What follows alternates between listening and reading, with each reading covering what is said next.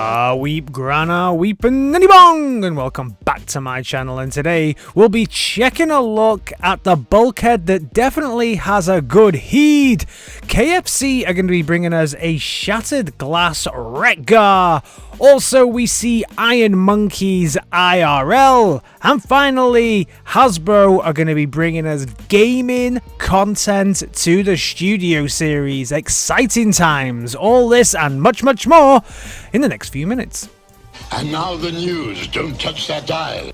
So last week we spoke about the custodiebot from the episode Surprise Party from G1. This is brought to us by the team over at Funbee Studios, who give us amazing 3D printed figures that Hasbro will just never make. Let's be fair. So if you've got a 3D printer, you can get hold of this bad boy by heading over to Funbee Studio, and you can download those prints. The links are down in the description to be able to get hold of Funbee Studios and find out all about what they do. Absolutely phenomenal, really, really cool, and you can even use your blast effects. Go lad! Did you buy your DX9 Gabriel, aka DX9's take on Omega Supreme from ShowZ? Did you have packaging issues? Then fair dues to ShowZ. They have come out on Facebook and said, yeah, we take whole responsibility for any challenges anybody had due to the packaging issues for some of the customers. They're going to take full responsibility for the issues, and they want to assure everybody that they've been into contact with the factory to ensure all necessary measures have been taken to get rid of any of these concerns. They'll hook you up with everything that you need to sort all the challenges out. Just get directly in contact with ShowZ. Nice when a company comes out and takes full responsibility, whether it be in the people who make the product originally or the shipper, the supplier themselves. So well done to ShowZ in coming out for this. As we spoke about before on this channel, TFCon Los Angeles is on its way, and with any TFCon, you know we get quite a few exclusive bots, and this bad boy is coming. So this is another version of Rewind, and this is going to be the remix take on Rewind. It comes with a few different heats than the original came with, but also comes with that super snazzy box, which is very, very nice. And also, Fans Project are going to be releasing their super nice G2 take on Grimlock. This bad boy looks pretty damn nice. I love all of the kind of extra weapons and guns and Gatling cannons. It's kind of like a more robotic version of Dino Riders, right? Looks really, really cool. The team over at VectronLabs, yeah, been a while since we spoke about VectronLabs, released some very nice looking artwork of Megatron creating Ringo, and then we also got this picture of a prototype of Ringo. Another picture of a prototype of Ringo. Way.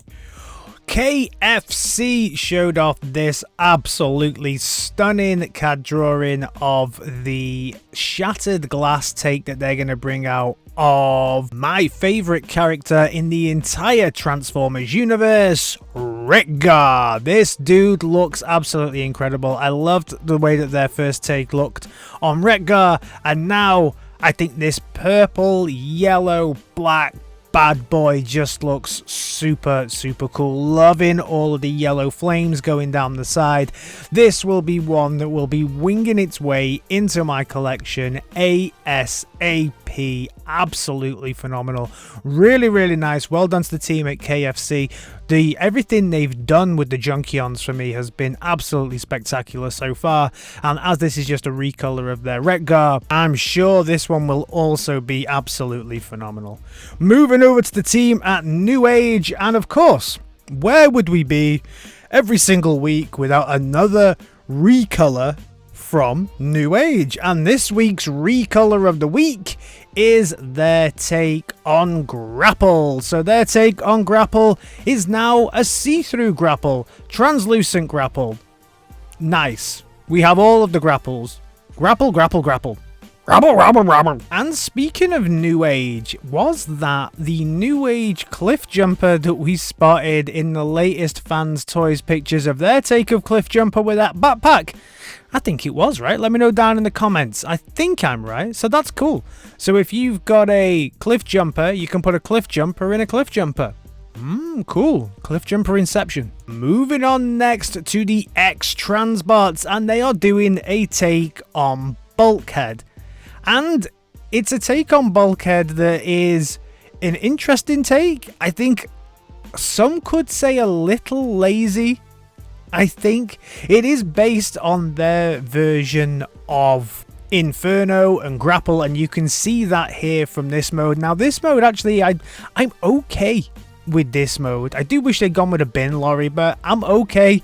But I think it's this mode that really, the bot mode, that really suffers. The heat is fantastic. That's it. It gives good head. This figure definitely gives good heat. But for me, for Bulkhead, where's his bulk? He's like a slim fast version of Bulkhead. He has no bulk. The whole point of a Bulkhead is he's got some bulk. Give a man some bulk. Find this man an Energon burger.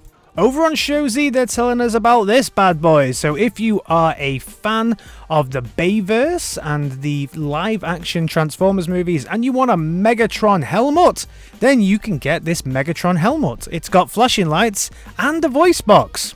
Nice. The Hasbro and Paramount marketing machine is definitely getting into its top gear now with its planned release for Transformers, the movie Rise of the Beasts. And we can see that they have decided to partner with Porsche at a local event, and they brought IRL Optimus Prime and also Iron Monkey himself, Optimus Primal, in his monkey mode with flashing green lights and everything. This must have been something to behold, and both of these figures here look pretty cool. And I have said it before, I'm actually a real big fan of the way that Primal looks in this, because it's got that kind of cyberized body, not that flesh former looking stuff. So I'm super excited. I cannot wait to see this movie, and I wish they'd start to do some marketing stuff in the UK as well. Other marketing, if you've been to the cinema, probably to watch Cocaine Bear or something like that, you may have also seen these images from the marketing campaign. So the 3D stands are now in cinema, where we can see things like Air Razor, we can see Bumblebee, and we can also see the red RC, and all the character models in this do look pretty damn nice. Again, even the beasts, and look, Cheetor's yellow, not that horrible brown colour that the figure has. Optimus Primal poking out behind the back of Optimus Prime, who stands front and centre on this standee, because of course he does. Rhinox as well, looking pretty beastie, ready to flame somebody up. And then we have Mirage. Less said about that one, the better, right? Jazz! It's Jazz! I won't accept it! Moving back over to the figures, and more importantly over to the world of Takara and their lines that they have over in Japan, but also get released over here.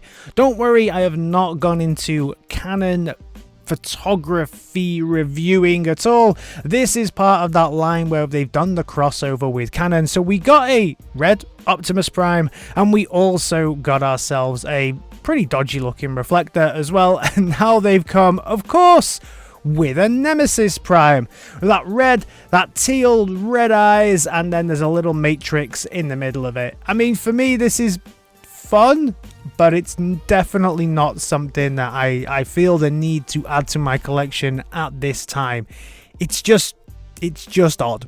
Has anybody actually picked this up? Let me know down in the comments. I've seen it released in a few places. It's pretty pricey.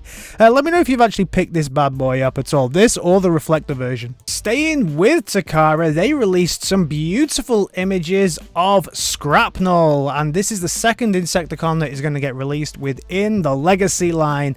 And I think as a bot and as an insect mode, this looks pretty damn good.